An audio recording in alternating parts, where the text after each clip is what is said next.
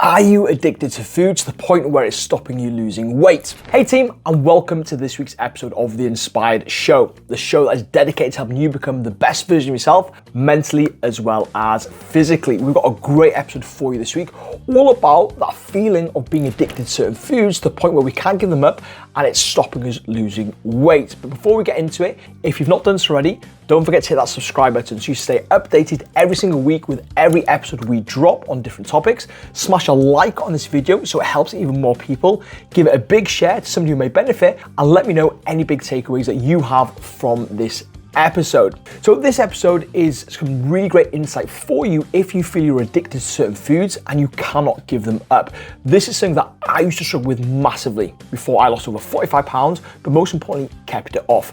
And these are things that all my clients struggle with as well. And as you can see, they've seen absolutely incredible results overcoming these challenges and building a better relationship with food. And we're going to share some key insights on why this is happening and how you can overcome it in this week's episode. When it comes to feeling addicted to certain foods, it's not because you don't want to lose weight enough. It's not because you're lazy or you're weak, and you are certainly not addicted to these foods. But there is something deeper going on in the background, and we're going to help you unpack it in this episode. We're going to dive into the dopamine and reward loops that are keeping you stuck. We're going to look at the emotional triggers that are setting these off. We're going to do a deep dive into the stress and cope mechanisms that we're using right now. And then we're going to give you some real tools that actually work. But firstly, we're going to look at the dopamine and reward loops that we're currently stuck in. You see, your brain is naturally wired to chase feel-good hits of chemicals from the brain like dopamine. And guess what gives us a real quick hit of dopamine? Certain foods that are high in sugar,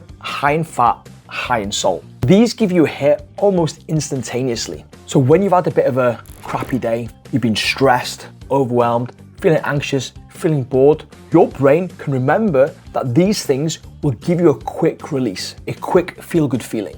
So you see, this is not an addiction. This is simply a pattern of using food to self-soothe. And guess what? With any habit, the more you use it, the stronger it gets, and it starts becoming a loop. So what actually causes us to start in this loop to begin with? Well, more often than not, it'll come down to our emotional state. We often get this feeling of hunger, this massive urge to overindulge on these high-fat, high-sugar foods, and often we relate that to lack of willpower, lack of dedication, and just feeling that we'll never be able to achieve it because we're addicted to these foods. But what's happening is the food has become your therapist to soothe, to numb that pain, to overcome that boredom, to make you feel better after a chaotic day. And the thing is, these loops are so ingrained into our habit system that we don't even know we're emotionally eating until we're halfway through that packet of biscuits. And the thing we need to understand is that this urge to eat is an indication of something a little bit deeper than just hunger itself. And the key to identifying this is to ask yourself some key questions, like what am I actually feeling right now? And what do I actually need?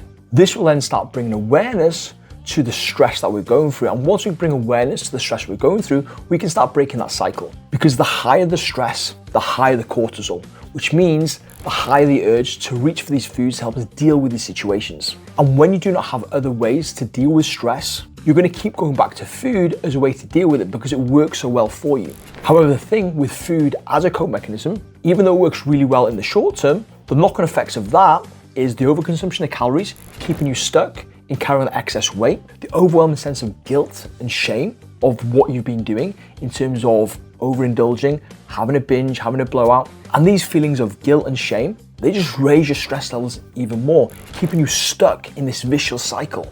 And in order to break it, we need to start with a little bit of awareness. And once you brought awareness to the certain situations that are causing these stress increases inside our body, we're going to start introducing different coping mechanisms step by step to help us overcome it and slowly wean ourselves away from using food as a way to deal with that. What I'm going to do in this part of the video is give you some real tools to help you manage the cravings, bring more awareness to when it's happening, and ultimately help you move forward and overcome this feeling of being addicted to certain foods. So firstly, journaling is a really great place to start. And one thing that I've done personally, and I get all my clients to do, is to get them to write down all the stresses in their life right now, whether it's work, relationships, certain people, certain environments, certain times of the day. Just write them all down. What we're doing is trying to build awareness to when we're more likely to use food as a way to deal with these certain situations. What we then want to do is we want to start creating what I call a self-care menu.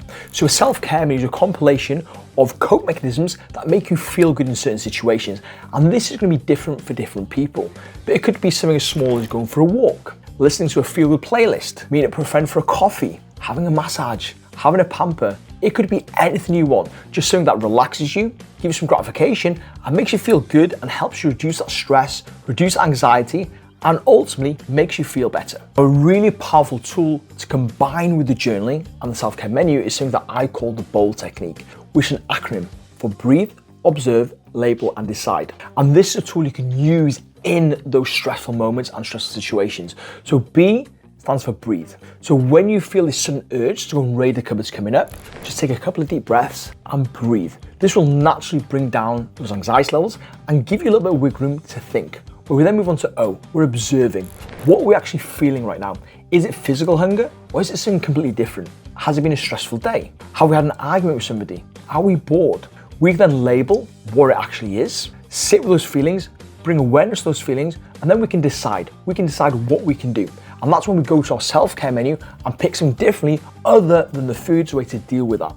And if you start utilizing these tools, I guarantee you it'll help you manage those cravings and help you stop feeling like you're addicted to certain foods. So there's a lot of things to take in from this week's episode, but put things into action, be consistent with it, and I guarantee you, you're gonna start feeling better around these foods and build a better relationship with these foods as well. And if you need more help, support, and accountability with this, you can join our exclusive community for less than 65p a day, where we'll give you all these tools plus a lot more to help you build a better relationship with food and start leading a healthier, happier life whilst reaching your health and fitness goals. Until next week, team, have an absolutely amazing time. And if you need anything, feel free to reach out to me on any of my social media platforms, link down below.